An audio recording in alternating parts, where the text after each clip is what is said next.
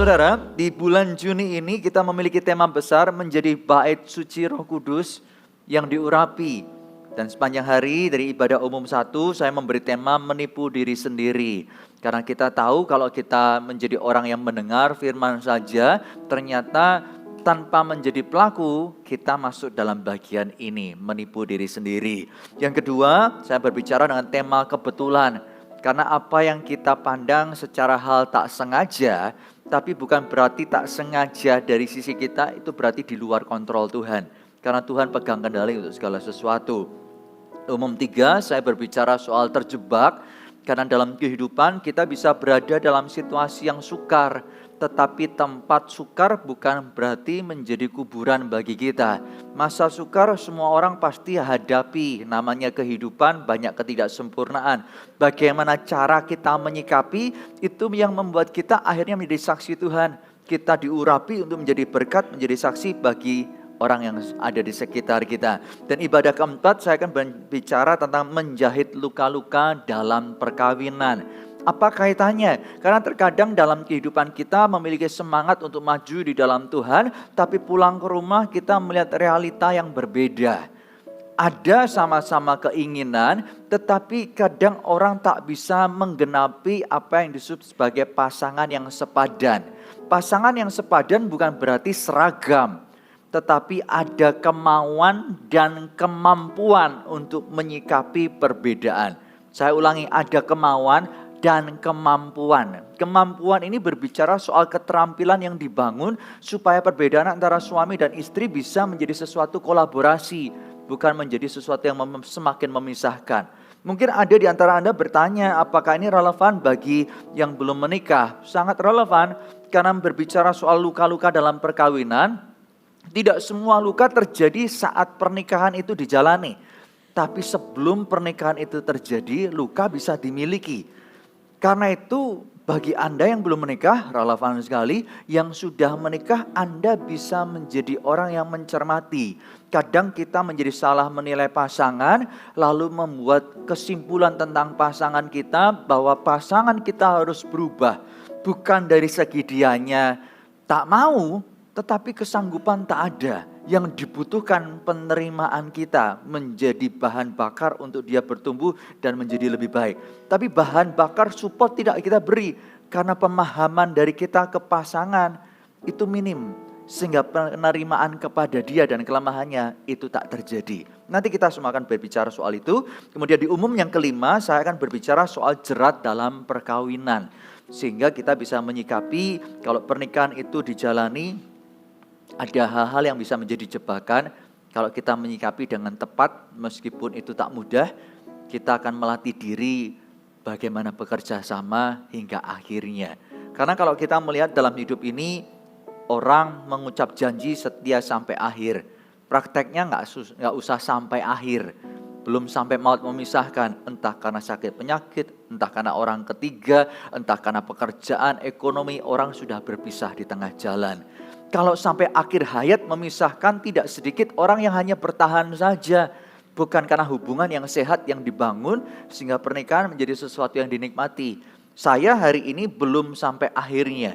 Tetapi paling tidak dari apa yang kami jalani dan di lapangan selama kami di Jakarta menemukan begitu banyak kasus-kasus yang kami melihat, dan Tuhan turut campur tangan memakai dan mengurapi sehingga semua pelayanan yang Tuhan izinkan bisa bertemu dengan jalan keluar, bisa menjadi bekal untuk kami bagikan kepada Anda.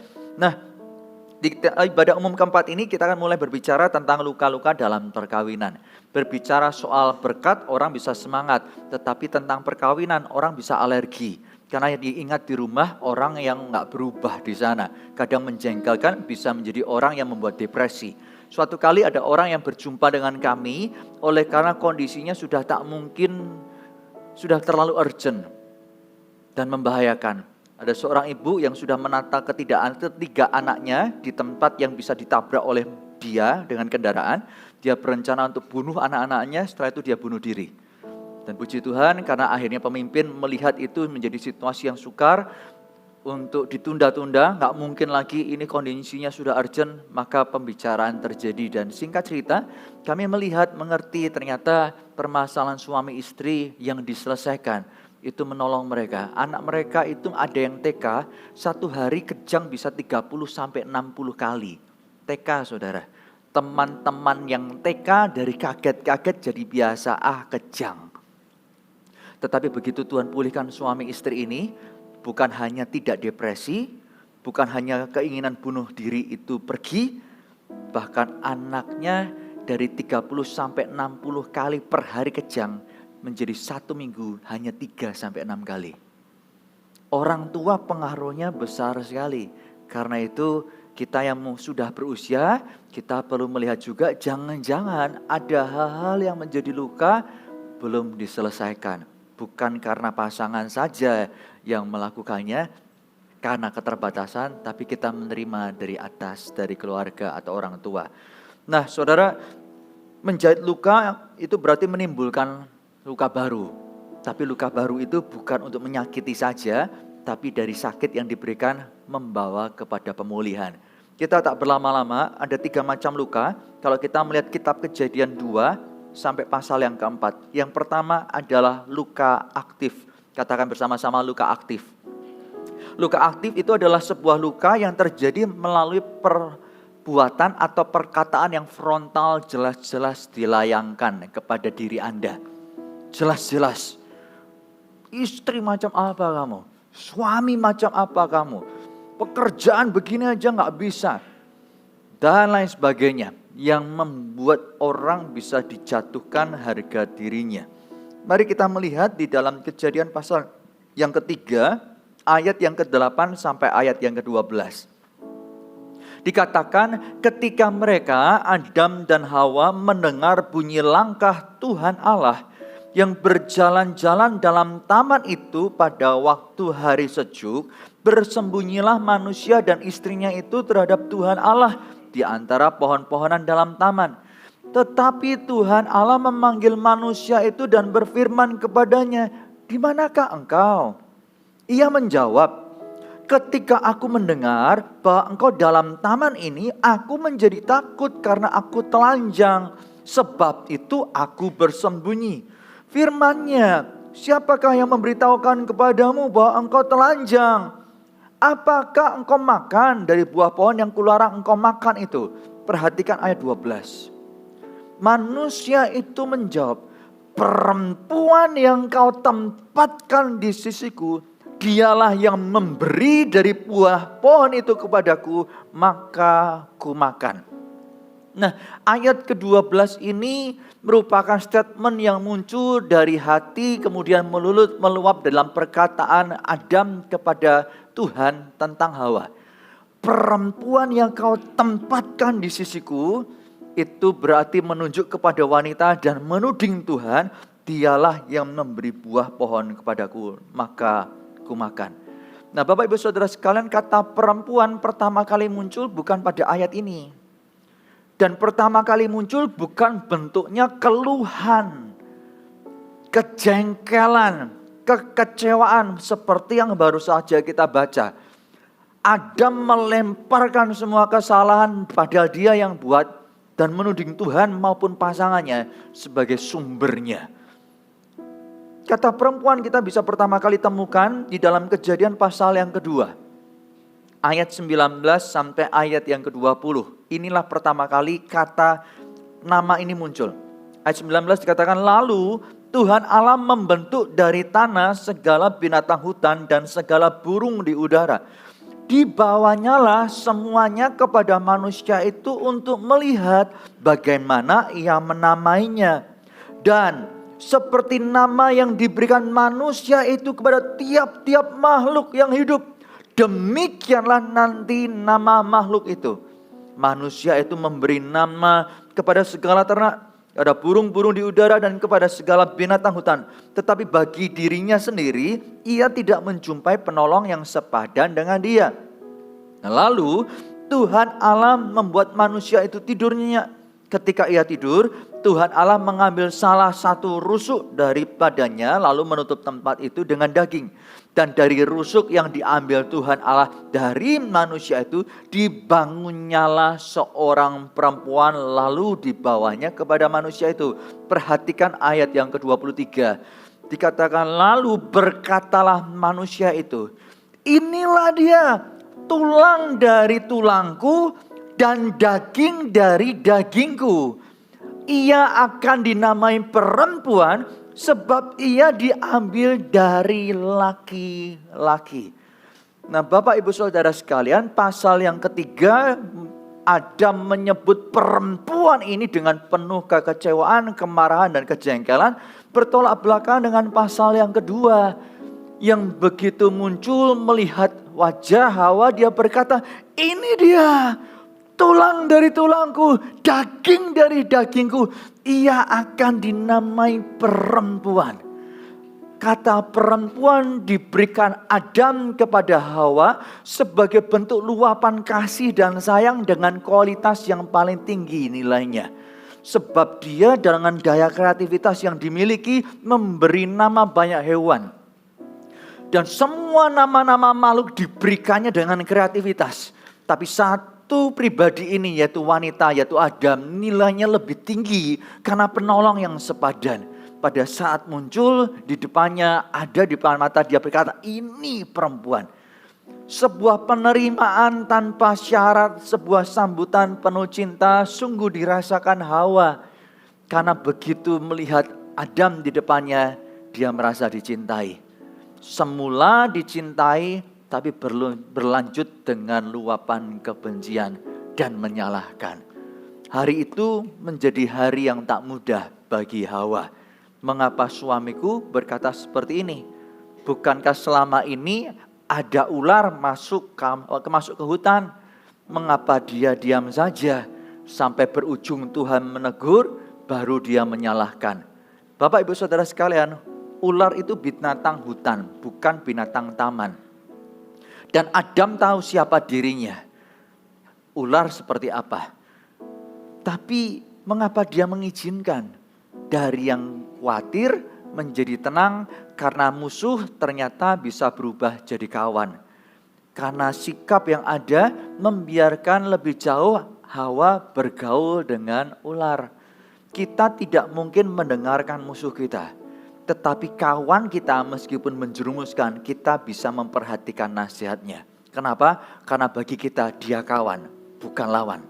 Kenapa Hawa bisa memperhatikan perkataan ular? Karena ular yang adalah lawan, karena pergaulan yang terus menerus membuat dia muncul perasaan bahwa ular bukan lawan tapi kawan. Kalau berkata melalui makan buah yang dilarang jadi seperti Allah, kelihatannya perkataannya benar. Nah, Bapak Ibu Saudara sekalian, menjadi muncul di benak saya jika luka aktif itu secara frontal diberikan, mengapa Adam berdiam diri? Karena luka yang kedua adalah luka pasif. Luka yang terjadi oleh karena salah seorang pasangan silent treatment. Menghukum dengan mengabaikan, tak peduli. Tentu ada banyak alasan mengapa Adam mendiamkan. Kita akan bertanya kepadanya kalau di surga nanti berjumpa. Tapi berkaca kepada situasi zaman sekarang, mengapa suami-suami bisa mengabaikan istrinya berlaku seenaknya dalam tanda petik, mengizinkan ya sudahlah terserah, daripada ribut terserah dan terserah. Paling tidak yang pertama saya menemukan tidak sedikit suami-suami itu jerah, kapok, komunikasinya gagal. Kenapa komunikasinya gagal? Karena ada beda antara suami dan istri, pria dengan wanita. Ada sebuah penelitian yang menunjukkan kepada kita yang dilakukan oleh Institut Psikiater di London, bahwa kalau pusat kosakata pria itu di otak kiri. Pusat kosakata pria di otak kiri, sedangkan wanita itu di kotak kanan dan otak kiri. Jadi langsung beda ya. Dari perbedaan itu kita bisa melihat bahwa laki-laki itu satu hari bukan pulsanya aja yang lebih sedikit. Pulsa laki-laki 10.000, pulsa wanita berapa saudara? 25.000. Jadi gak heran kalau pria itu lebih banyak diamnya karena pulsanya habis. Tapi kalau pulsa habis, laki-laki masih punya kosakata. Bahasa kosakata. Bunyi vokal. Masih punya bunyi vokal. Ya. Jadi kalau kuota habis, laki-laki akan masuk ke bunyi vokal. Dia nggak akan bicara banyak, tapi aja. Karena sudah habis kuotanya. Satu hari bunyi vokal laki-laki itu 1000 sampai 2000. Dan dari jenis pilihan kata yang laki-laki punya, satu hari itu 1000 sampai 2000. Jadi berbeda sekali dengan wanita. Dari segi pilihan kata, wanita itu 6000 sampai 8000. Gak heran kalau Anda berdebat dengan pasangan Anda kalah. Karena istri bisa memilih kata lebih tepat untuk keadaan. Anda menjelaskan keinginan hati tepat, tapi kata-kata yang keluar salah. Ujungnya kesalahan kosakata ditangkap oleh pasangan, bukan begitu, maksudnya begini, akhirnya ribut baru, konflik baru, gara-gara salah pilih kata. Sudah salah pilih kata, pulsanya habis, tinggal Itu menyebabkan kelelahan-kelelahan pada saat istri tidak memahami bahwa jika dengan kondisi secara fisik lelah, pria itu menjadi terbatas. Sudah terbatas kosakatanya dan terbatas kuotanya makin menurun. Nah itu alasannya Bapak Ibu, kalau ada hal-hal penting yang perlu Anda bagikan, saya sarankan jangan langsung waktu suami pulang dari pekerja langsung dihajar dengan cerita masalah. Jangan. Anda salah langkah. Meskipun itu penting, suami-suami para laki-laki tidak siap. Yang perlu dilakukan adalah beri waktu istirahat dulu. Kalau tidak, berikan kesempatan kampung tengahnya diisi dulu. Kalau suami sudah makan, itu bisa lebih mencerna segala sesuatunya. Daripada Anda hajar dengan kata-kata. Karena loading suami itu berbeda dengan, loading laki-laki itu berbeda dengan loading wanita. Masuk ke lokasi yang baru, laki-laki itu kurang lebih butuh 10 menit untuk men-screening. Sekitar ini, di rumah ini terjadi apa aja ya kira-kira. Wanita nggak perlu, begitu masuk tempat baru, begitu masuk rumah langsung bisa melihat dan menilai, menganalisa apa aja yang terjadi di rumah. Nah kalau Anda tak mengenali perbedaan ini, lalu tidak bisa menerima perbedaan ini, Anda kejar pasangan Anda, yang sering kali terjadi dalam kelelahan, Anda berjuang untuk mendapatkan perhatian, bukan perhatian yang diterima, tapi ribut besar. Banyak dari pasangan berpikir bahwa oke, kita perlu saling melengkapi. Saat satu lemah, yang satu menguatkan. Puji Tuhan kalau terjadi hal yang ideal. Tapi terkadang keduanya bukan sama-sama bisa melengkapi begitu. Ada kalanya kita sama-sama kuat, ada kalanya salah satu kuat. Tapi ada kalanya kedua-duanya lemah, lelah. Bagaimana menyikapinya? Suatu kali ada pasangan suami istri sudah masuk ke rencana persidangan, pengacara sudah diundang, kemudian sudah kumpul keluarga, rencana perpisahan terjadi. Kami dihubungi dan saya diberitahukan tentang rekaman dengan pengacara itu supaya waktu bertemu bisa membuat sikap seperti apa. Pada saat saya mendengar, saya tahu, oh pasangan ini sama-sama stres, sama-sama lelah. Hidup itu tidak selalu semuanya ideal. Yang tadi saya katakan sama-sama kuat, suami atau istrinya. Atau salah satunya kuat, suami atau istrinya, sehingga saling mengisi. Terkadang yang terjadi antara suami dan istri sama-sama lelah. Karena banyak pikiran, banyak beban, banyak tanggungan, stres di mana-mana, berharap bisa diayomi oleh pasangannya tapi tak terjadi. Berharap bisa dilayani dan dimengerti oleh istrinya tapi tak terjadi. Bagaimana menyikapi jika kedua-duanya sama-sama lelah? Slow down. Kedua-duanya perlu ngerem dan menata ekspektasi, mengizinkan pace atau speed yang ada dalam permasalahan yang harus diselesaikan harus mengalah. Kedua-duanya harus diperlambat. Karena itu yang dibutuhkan. Untuk orang yang stres terkadang butuh istirahat. Kalau perlu masuk hadirat Tuhan, berdoa, menyembah Tuhan, lakukanlah. Itu berguna. Tapi terkadang relax itu dibutuhkan. Nah kembali lagi Bapak Ibu Saudara sekalian, jera atau lelah karena suami melihat komunikasi dengan istri gagal. Karena kegagalan itu ya sudahlah, istri mau apa ya silahkanlah, gak bisa diajak ngomong. Padahal dari sisi istri bukan ingin menangnya sendiri. Tapi namanya wanita bukankah ingin mengutarakan isi hati. Dan yang diutarakan kepada pasangan sendiri. Kita yang suami kadang lupa diri. Kita lupa bahwa istri kita punya kebutuhan untuk berbicara lebih besar dari kita. Sehingga kita mau mencoba dengan logika kita, sudah penting sudah bicara kan, ya diem. Penting sudah selesai kan, ya sudah, aku sudah terima. Padahal kadang wanita inginnya bercerita karena ingin berbagi. Bapak Ibu Saudara sekalian, dengan ini kalau kita tak mengerti, kita akan menjadi orang yang mencoba untuk menuntut pasangan berubah. Padahal yang dibutuhkan pengertian. Bapak Ibu Saudara sekalian, pada saat kita itu menjadi orang yang lelah karena komunikasi yang gagal, lalu kita mengambil langkah untuk menarik diri sebagai suami, terpaksa karena keluarga harus tetap berjalan, tidak sedikit karena terpaksa istri harus memimpin dan buat keputusan. Itu yang seringkali terjadi. Sehingga rumah tangga mulai punya figur yang terbalik. Bukan papa dominan, tapi mama yang muncul dominan. Sehingga anak-anak yang tumbuh dalam keluarga di mana mamanya dominan, coba Anda cek dalam kehidupan rumah tangga orang tua Anda apakah hidup dengan mama yang dominan karena papa pasif? Jika Anda adalah seorang laki-laki, tidak jarang Anda bisa menjadi orang yang nyaman dipimpin oleh wanita. Tidak ada salahnya wanita memimpin. Tetapi kalau bicara rumah tangga, Tuhan sudah tetapkan otoritasnya. Tetap pria kepalanya. Tapi kalau Anda tumbuh dalam kepemimpinan mama, Anda akan menjadi orang yang mandul dari segi inisiatif. Karena Anda lebih nyaman kalau istri yang mengambil keputusan sebagaimana mama melakukannya dalam rumah tangga.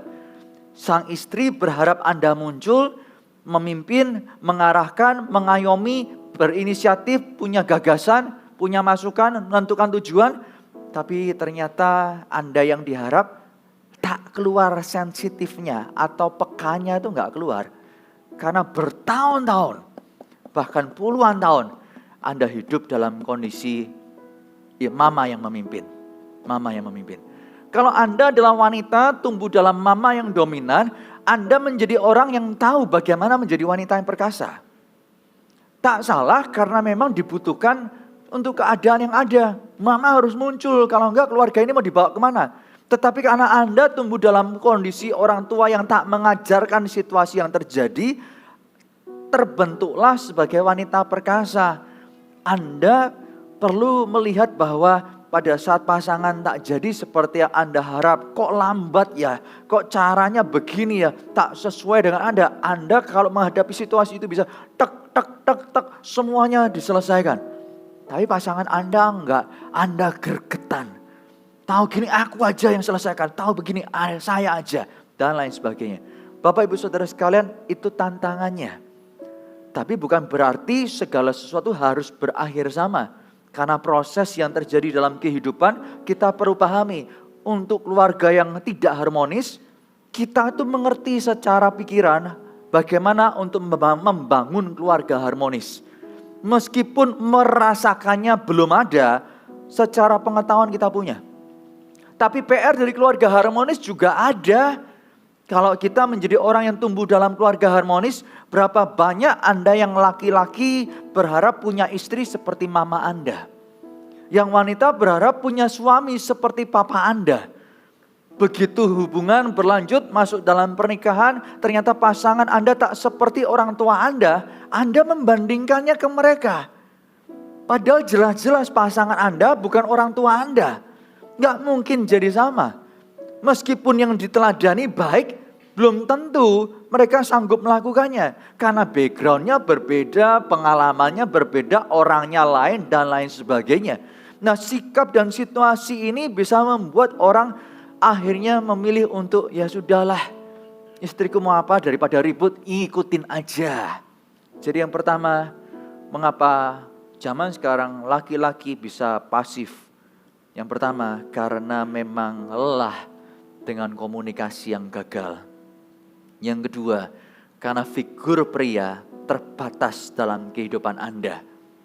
Karena terbatas, Anda tak tahu gambarannya bagaimana menjadi laki-laki, bagaimana tepatnya menjadi suami. Untuk pernikahan itu menjadi relasinya sehat, tidak dibutuhkan pria yang baik, tapi dibutuhkan suami yang baik. Anda dan saya pria, kita hidup dengan logika. Pada saat kita hidup dengan logika, berperan sebagai laki-laki yang baik, padahal pasangan kita wanita, kita akan menuntut dia, masuk akal gak sih? Masuk akal gak sih? Di mata wanita, masuk akal gak masuk akal, aku merasa kamu itu gak peduli sama saya. Karena wanita makhluk perasaan, bukan makhluk logika. Karena itu Bapak Ibu Saudara sekalian, kita bukan berarti merubah diri dari makhluk logika menjadi makhluk perasaan. Bukan. Tetapi kita menjadi orang yang menambahkan empati dan simpati karena pasangan kita bukanlah pria, tapi wanita. Kelihatannya gampang untuk didengar, tapi berapa banyak yang orang hancur-hancuran penuh luka di dalam hatinya. Karena pasangannya tak mau mengerti dan tak mau memahami. Bapak Ibu Saudara sekalian, saya mengajak setiap kita, jika ada luka aktif yang bisa dihasilkan secara frontal lewat perkataan atau perbuatan, tapi ada juga luka pasif yang muncul kita beri kepada pasangan lewat pengabaian, mendiamkan diri. Yang ketiga ada luka serapan. Luka serapan ini bukanlah muncul oleh karena kita secara sengaja melukai pasangan kita. Tapi luka ini terjadi melekat di hati kita bahkan sebelum pernikahan dimulai. Tadi sudah saya contohkan di awal. Anda laki-laki, Anda melihat bagaimana figur papa tak muncul dalam keluarga. Anda melihat sesuatu yang salah dan meresapnya. Itu luka serap. Atau Anda menjadi orang yang pasif dalam keluarga dari segi emosi maupun ekspresi. Karena Anda melihat, ya gak perlu dong semua diekspresikan. I love you kah, sorry kah, thank you kah, gak perlu. Penting kamu tahu aku mengasihimu. Anda menjadi demikian bukan karena Anda memang maunya begitu. Anda sekarang maunya begitu karena di waktu Anda lalu, pada waktu Anda dulu diperlakukan sama oleh orang tua Anda. Orang tua Anda merasa bisa survive dengan perlakuan kakek nenek Anda, lalu orang tua Anda memperlakukan yang sama kepada Anda. Hanya karena orang tua berhasil belum tentu anaknya berhasil. Karena kembali darah daging tapi berbeda orang. Berbeda situasinya, berbeda segala sesuatunya. Bapak Ibu Saudara sekalian, orang bisa menjadi terluka oleh karena menyerap yang buruk. Kelas 3 SD, saya pagi-pagi berangkat ke sekolah jemput kawan saya. Pada waktu berjumpa dengan kawan, dia keluar rumah wajahnya penuh dengan kemarahan. Saya bertanya, pagi-pagi ngapain wajahmu begitu? Dengan penuh geram dia berkata, Ben, saya punya satu cita-cita kalau besar nanti. Saya mau tumbuh besar, saya mau datang ke rumah orang tua saya mau hajar papa saya. Karena dia melihat bagaimana seorang laki-laki seenaknya memperlakukan istrinya. Dia terluka karena sebagai anak tak bisa berbuat apa-apa di tengah mamanya butuh perlindungan. Karena dia seorang anak masih kecil, papanya gede banget. Saya tak tahu sudah sejauh apa dan sedalam apa luka di hati Anda. Tetapi luka bisa berlanjut dari satu orang ke orang yang lain. Karena orang yang sakit bisa menularkan penyakit. Tapi orang sehat tak mungkin menyalurkan penyakit. Sehingga dalam kehidupan kita, kalau kita menjadi orang yang ternyata menyadari ada hal-hal yang menyakitkan hati, maukah Anda menimbang untuk berhenti dan memperbaiki? Di kota Tallinn ada sebuah patung papa dan patung anak. Menariknya kedua patung ini bukan dibuat begitu bahan datang lalu dibuat bersama-sama. Enggak saudara. Jadi bahannya datang, patung papa dibuat dulu. Setelah patung papa jadi, dari patung papa diambil bahan-bahannya. Jadi patung papa berlubang-lubang untuk dijadikan patung anak. Apakah Anda paham? Ya, sebetulnya kisah itu bicara soal kehidupan kita. Sebagai anak, kita tuh menerima banyak dari orang tua. Baik yang memang baik, atau baik hal itu buruk. Karena itu kita mewarisi sesuatu dari orang tua kita. Pertanyaannya, warisan apa yang kita terima dari orang tua? Apakah warisan harta, berupa materi, berupa teladan iman, berupa teladan kasih, berupa kepenuhan emosi, kecukupan sikap, teladan dan nasihat, atau kita menerima hutang? Hutang berupa hutang materi kah dari orang tua? Hutang teladan imankah dari orang tua? Karena orang tua kita nggak sungguh-sungguh ikut Tuhan, bahkan menghina Tuhan dan lain sebagainya. Hutang teladan hidup dan sikapkah? Karena ada orang-orang yang mengabaikan. Suatu kali di Amerika ada orang yang sudah dituntut hukuman mati. Pada saat vonis itu diajukan, narapidana ini protes kepada hakim dengan berkata, kenapa cuma aku yang dihukum mati? Kenapa cuma aku yang dihukum mati? Sebab papa mamaku juga layak dihukum mati. Karena selama aku dari kecil hingga berbuat kejahatan yang begitu besar, mereka hanya berdiam saja. Sehingga aku tak tahu mana yang benar, mana yang salah. Itu kejadian real.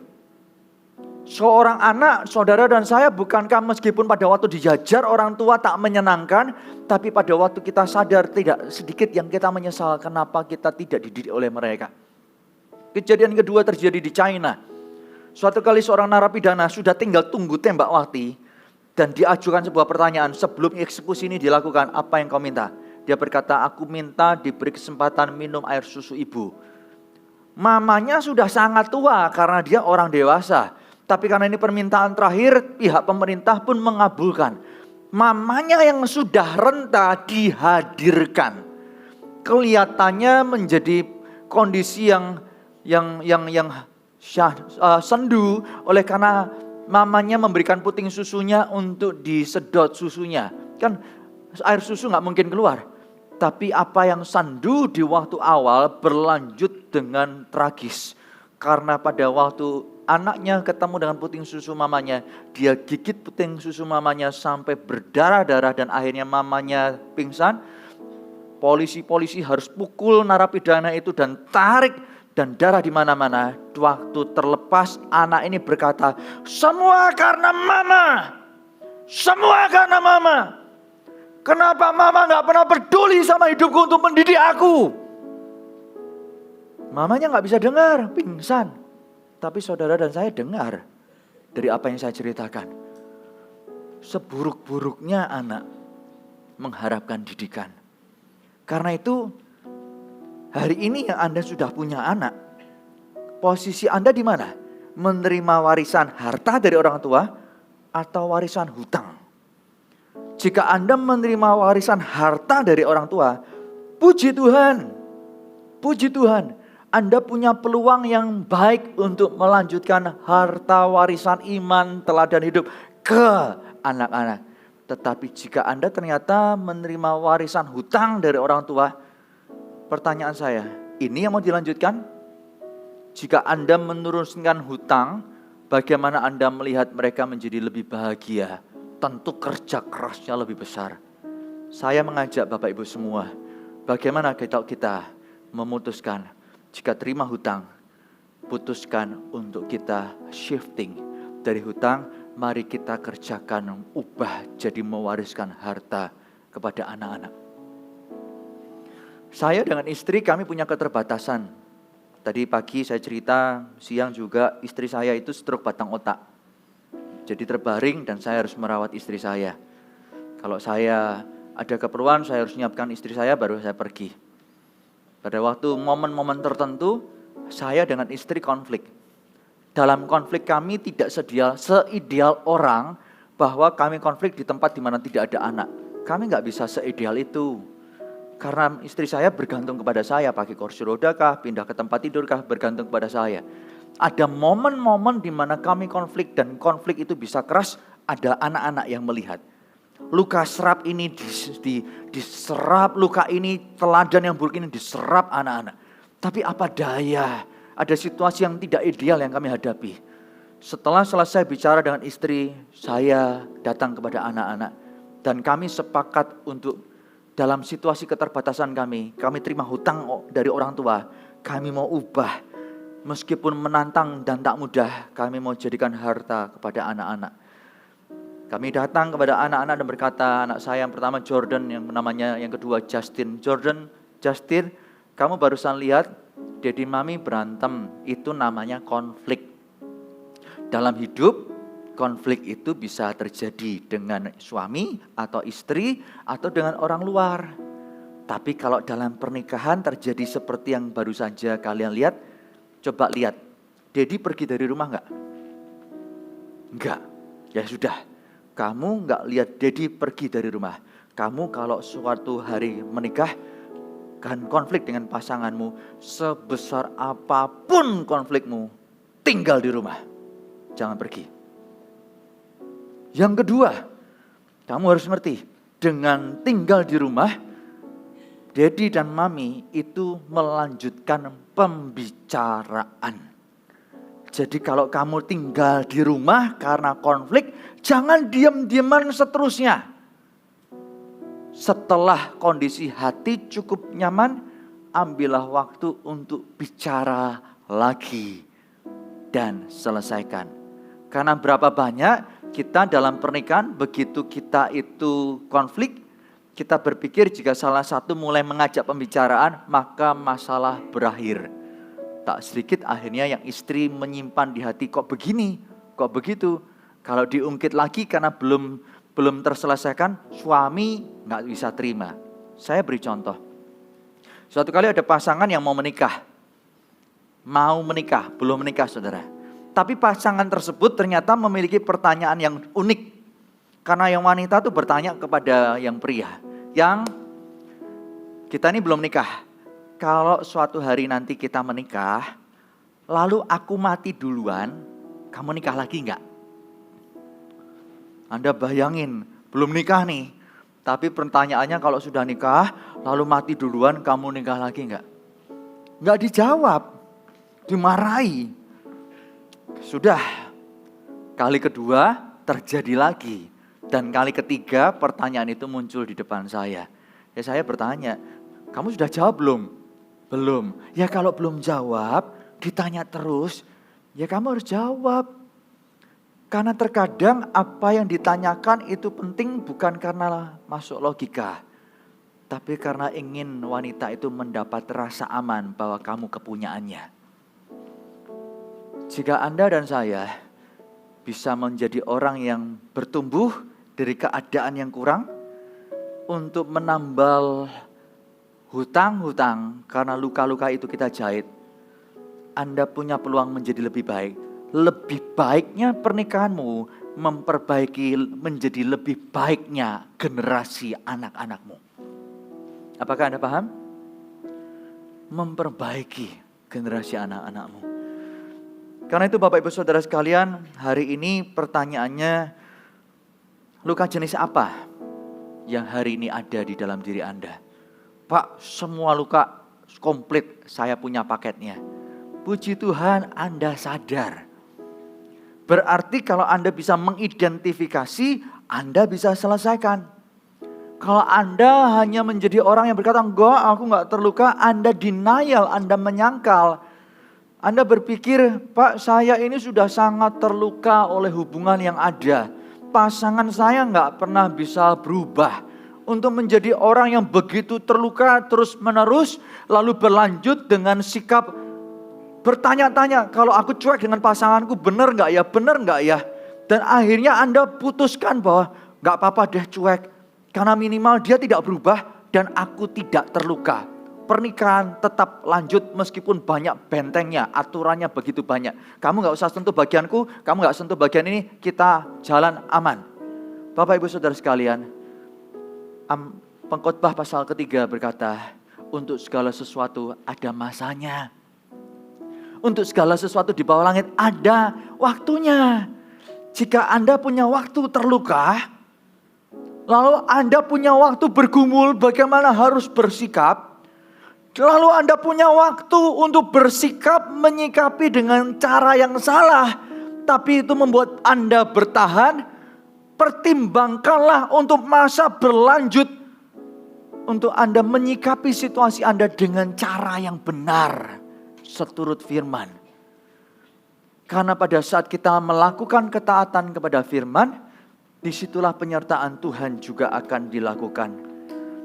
3 hal menjahit luka dalam perkawinan. Yang pertama saudara, semakin dalam luka yang tercipta, penanganannya pun berbeda. Orang jatuh di karpet, kemudian lecet sedikit, gak mungkin dijahit. Tapi orang kena kecelakaan, terluka lebar, perlu dijahit. Tergantung lukanya. Jika luka semakin dalam engkau rasakan di hati, penanganannya memang berbeda. Tapi kedalaman luka yang tercipta itu menjadi sebuah potensi bahwa Allah bisa memakaimu sedalam itu pula kepada mereka yang butuh pertolongan dari teladan hidup. Oleh karena di masa engkau terluka, sikap yang benar kau lakukan, teladan di sini menjadi berkat bagi orang-orang yang membutuhkan. Yang paham katakan amin. Anda butuhkan, bagaimana hari ini kabar baiknya? Sedalam luka itu, di situ potensi Allah memakaimu. Bukan cuma hal buruk yang kau tahu. Sakit Pak, sakit. Ya. Ya saya sakit, saya tahu. Saya tidak pernah cari konflik saudara. Tapi di depan mata saya melihat bagaimana pasangan lempar kopi panas. Jam 9:30 malam lagi ribut dengan pasangannya sambil tendang-tendangan. Terima handphone, gambar foto lebam-lebam dihajar. Saya terima banyak beragam yang begitu. Tapi kedalaman luka yang dibereskan membuat pasangan itu ternyata jadi berkat besar bagi banyak orang. Ada seorang ibu-ibu yang matanya bukan lagi mata asli, mata buatan. Karena dia hajar sama suaminya.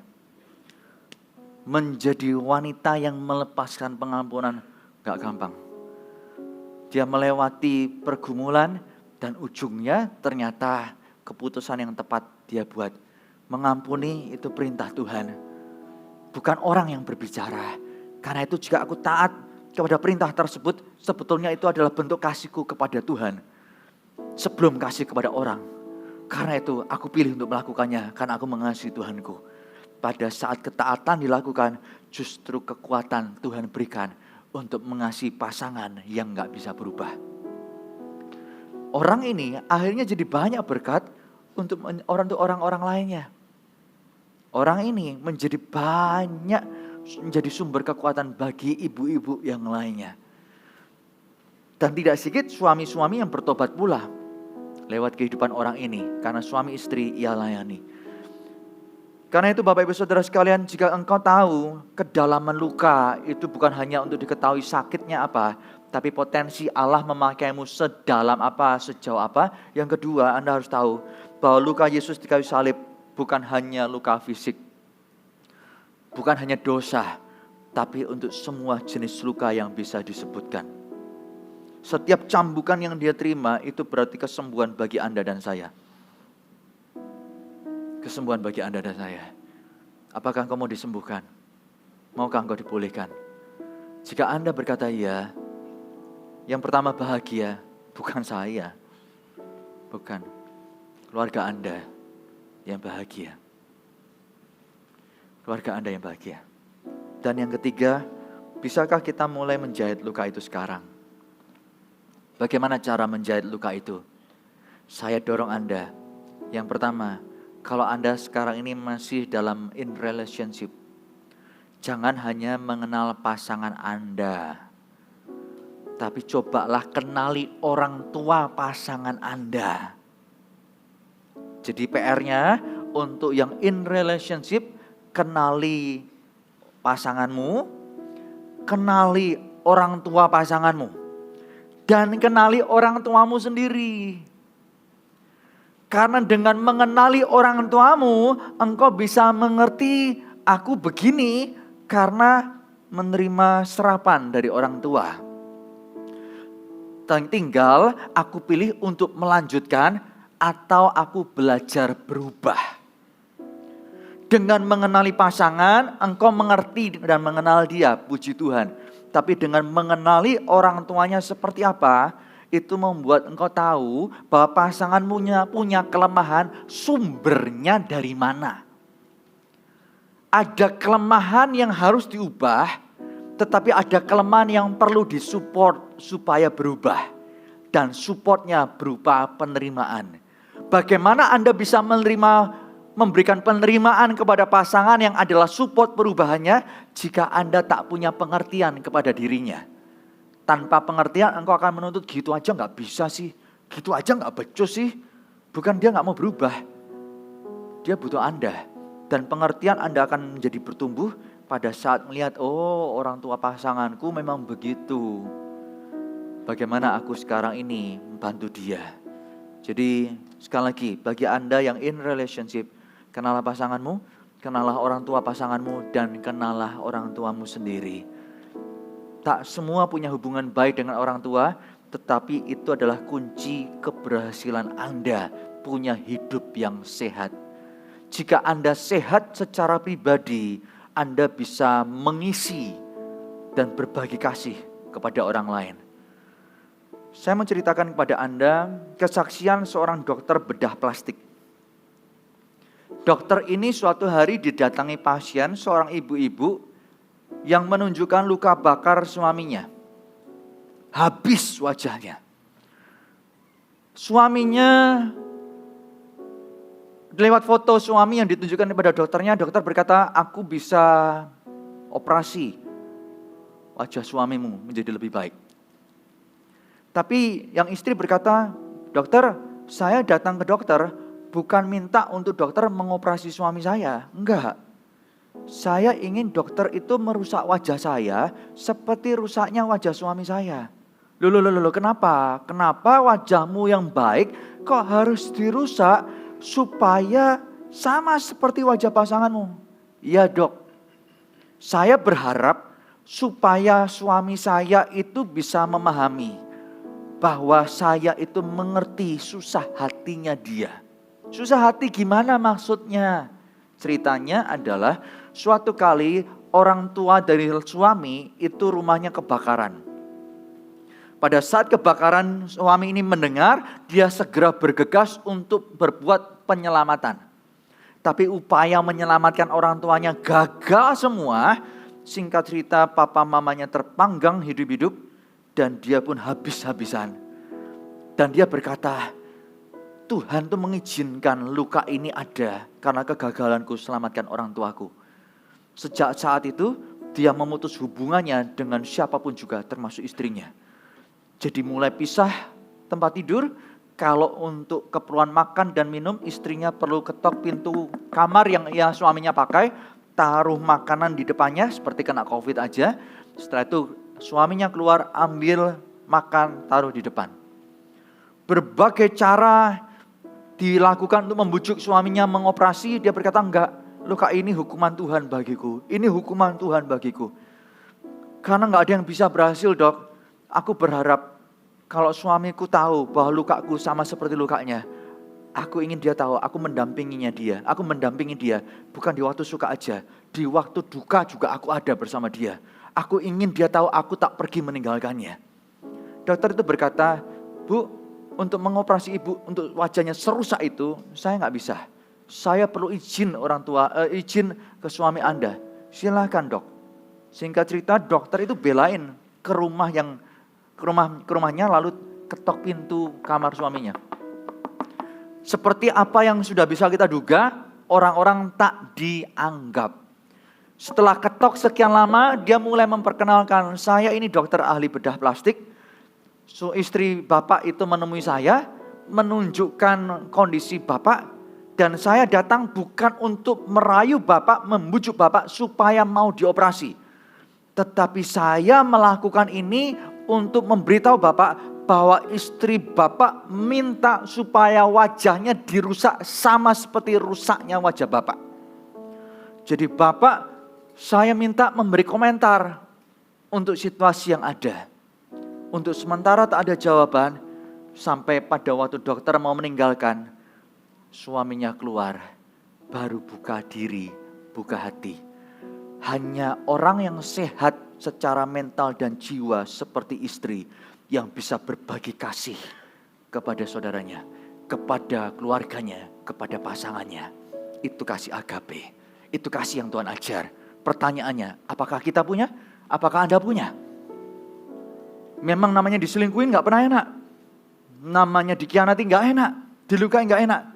Tetapi bagaimana engkau bisa mengasihi pasangan yang demikian jika engkau sendiri penuh luka dan tidak ada yang mau engkau jalani proses kesembuhan. Yang kedua, ada seorang jemaat. Jemaat ini sudah berulang kali. Jemaat ini bapak-bapak, istri dan kedua anaknya tinggal bersama, tapi istrinya terlilit kecanduan judi. Dari keluarga yang kecukupan jatuh. Merintis lagi suaminya dari bawah, berhasil lagi, jatuh lagi. Banyak orang berkata kepada suaminya, istri macam apa yang kamu punya? Istri macam apa? Hutangnya di mana-mana, kamu hancur-hancuran bela anakmu, bela istrimu. Semuanya dicuri dan istrimu tetap begitu. Suami ini sudah mengajak istrinya ke psikolog, ke psikiater, ke pendeta, kemana-mana. Sudah banyak cara, tapi istrinya tak berubah. Anda tahu jawaban suaminya apa? Pada waktu orang-orang sekitar berkata, ceraikan aja. Istri macam begitu merusak aja. Racun itu bukan gizi dalam keluarga. Suaminya berkata, meskipun dia merugikan, aku ini suaminya. Lewat aku memberi pengampunan, aku ingin anak-anakku bisa melihat bahwa sebagaimana manusia bisa memberi kesempatan, mereka juga bisa melihat figurku menjadi figur Bapa yang penuh kasih kepada umatnya. Aku memilih untuk tetap melakukan fungsiku sebagai laki-laki dan suami, supaya anak-anakku belajar kasih Bapa kepada manusia yang tanpa syarat. Saudara, yang bisa begitu siapa? Orang yang sehat, bukan orang terluka. Meskipun pernah terluka, jahit lukanya. Dengan cara apa? Beri penerimaan kepada pasangan. Memang tak semudah membalikkan telapak tangan, tetapi langkah awal dengan kau mengerti keadaan pasanganmu, keadaan orang tua pasanganmu dan orang tuamu sendiri, itu bisa menimbulkan penerimaan yang lebih tebal dari yang hari ini kau punya. Berapa kali harus mengampuni sesama? 70 kali 7. Itu jumlah yang banyak. Pengampunan itu perlu diperkaya dalam rumah tangga. Kalau tidak ada pengampunan, itu namanya pengadilan. Rumah Anda, pengadilan atau keluarga? Hari ini, mari kita berperkara. Kau pengen dipakai Tuhan luar biasa? Itu bukan isapan jempol Tuhan bisa genapkan. Tapi dengan satu langkah awal, engkau sembuh, kau sehat. Sehingga dalam kesehatanmu, kasihmu kepada Tuhan dan kepada orang sekitar, itu bisa muncul dengan tebal. Yang paham katakan amin. Anda belajar sesuatu? Mari kita tutup Alkitab kita bangkit berdiri bersama-sama.